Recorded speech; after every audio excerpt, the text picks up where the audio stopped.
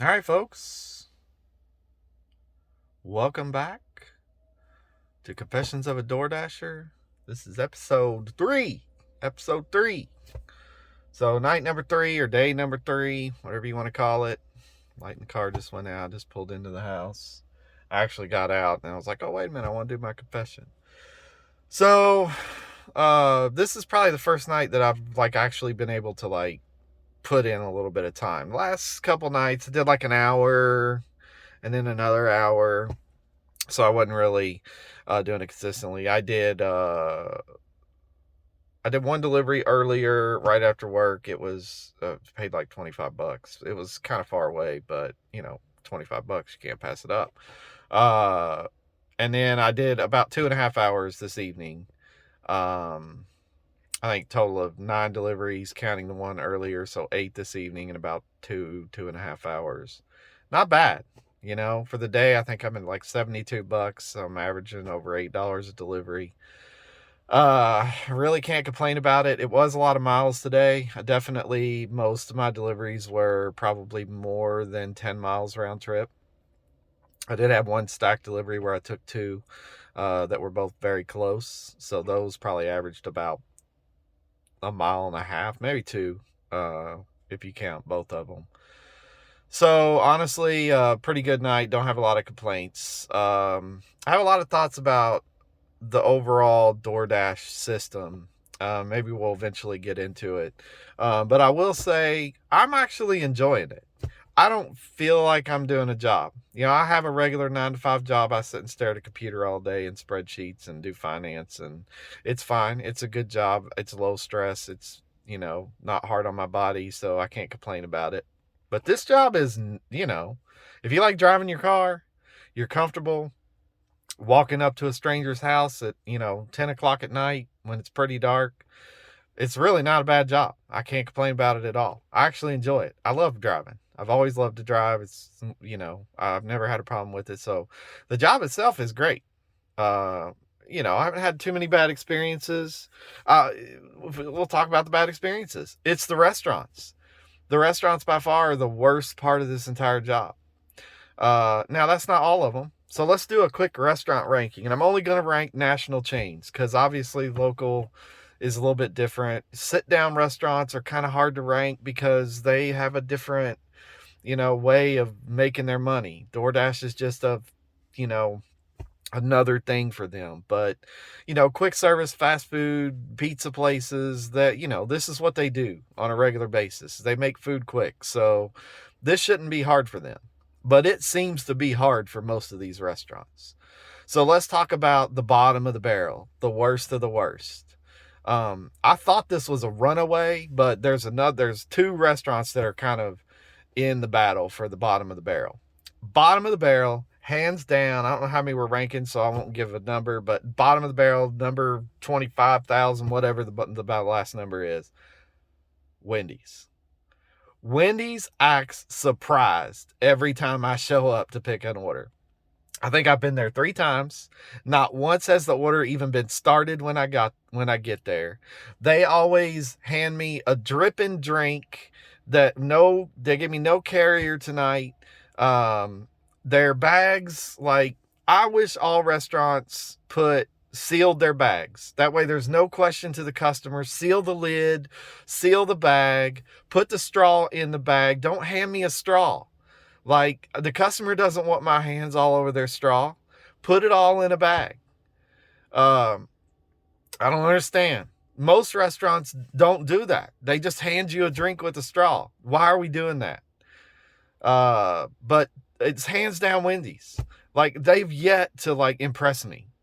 Their lobby closes early, so I had to go through the drive-thru tonight, and of course they're slow as anything. Just the Wendy's here by where I deliver is just, I won't eat there personally. I don't go there because they're so slow. It is awful. So Wendy's, I thought they were the runaway, but Taco Bell, you're getting there. You're catching up to them. So Taco Bell, the first delivery or 2 that I did with Taco Bell was fine. Walked in, the order was sitting right there, grabbed it, and took off. Tonight, Taco Bell, I had to order for 6 drinks. Now, I got to be honest with you. I don't know who orders 6 drinks to have them delivered, but man, that's an expensive drink. Like, give me some alcohol or something if you're going to charge me that much for a drink. But hey, to each his own.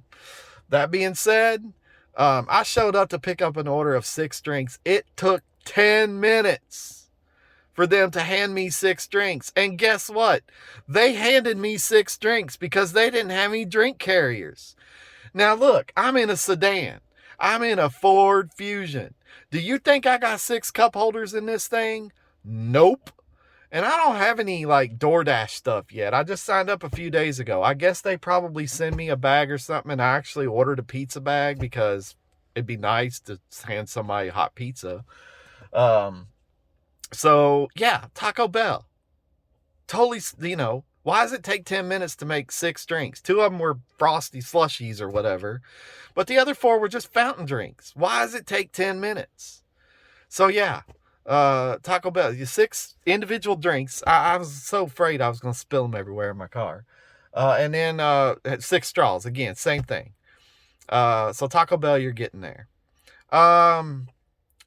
Let's see, where else have I been as far as like chain restaurants? Really the big 3, Wendy's, Taco Bell, McDonald's are the main ones. And then a couple local places. I have had a couple of Cracker Barrel deliveries. No issues with Cracker Barrel. Walked in, the order was ready, they handed it to me. The only thing is, similar to others, I wish they had a more sealed up bag system where there's no question to the customer that their food has been handled properly, and no contamination or no chance of me even getting in. I wouldn't do it, but I've heard stories of DoorDash drivers that, eat customers' food or whatever, and that's stupid. So I would never do that, but seal your bags up and there's no chance of that. Also took Papa John's. I would say Papa John's actually ranks a little lower than Cracker Barrel. I got to Papa John's. They were just starting to make the order. So I had to sit there for about 5-6 minutes. It wasn't too bad. They weren't that busy, but if they had been really busy, I probably would have been sitting there for a while because the Papa John's locally is not super well known for speed either. So, I would say right now we got Wendy's at the bottom, Taco Bell close next to last. Then you got some space to Papa John's. Cracker Barrel, no issues. No complaints at all about them. Food was ready both times. Easy deliveries. Those are the best ones to take, honestly. I've just made the most. That was a $25 order I took earlier, but it was 34 miles round trip, so it was a haul. So I'm glad they paid me $25. And then the top of the barrel, and they understand it. They get it. McDonald's, you get it. Thank you. McDonald's, walk in, nice sealed up bag, drinks in the bag. I don't have to even worry about it. I grab the bag and I go. And guess what? They got these little cards. They punch. I fill it out. I get a free sandwich or a free McCafe drink. Like, I've already got one filled out. I'm halfway on the other one. So by far, that's the place I've been to the most. And they get it. They understand it. They're nice. I walk in. It's like they're happy to see me. Hey, welcome. Thanks for doing this. Here's a card. Fill it out. We'll get you some free food. McDonald's, thank you. You get it. You other guys, you're some suckers. Figure it out. Other than that, I got no complaints about this. I'm enjoying this. I will continue to do it. Again, this is not a must. If I didn't ever do it again, it would not probably make a big difference. I have some expensive hobbies. I like to ride my bike, bicycle, not motorbike.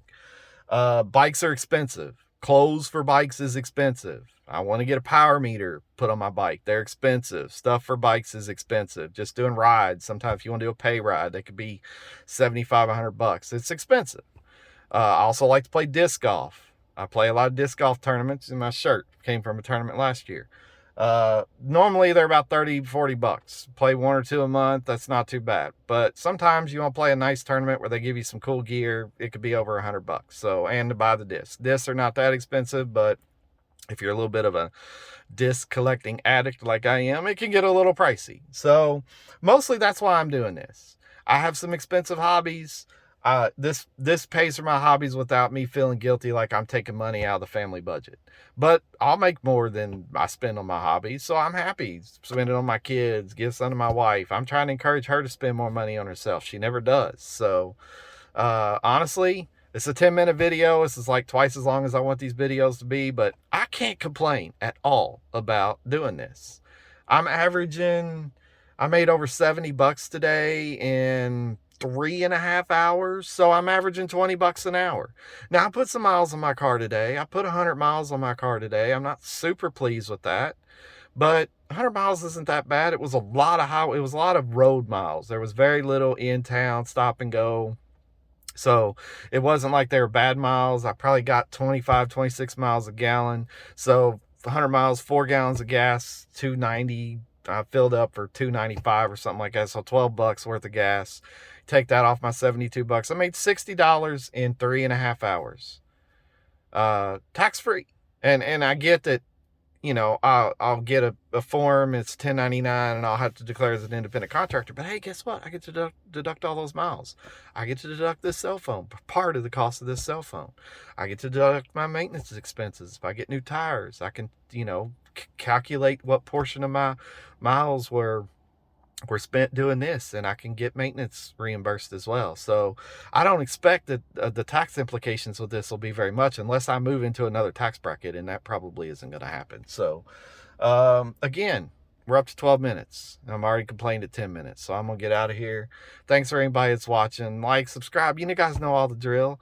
I had 1 view on the last video, 3 or 4 on the video before that. Who knows? Maybe nobody will ever watch this video again. But if you do watch it and you like it, feel free to let me know. Talk to y'all later.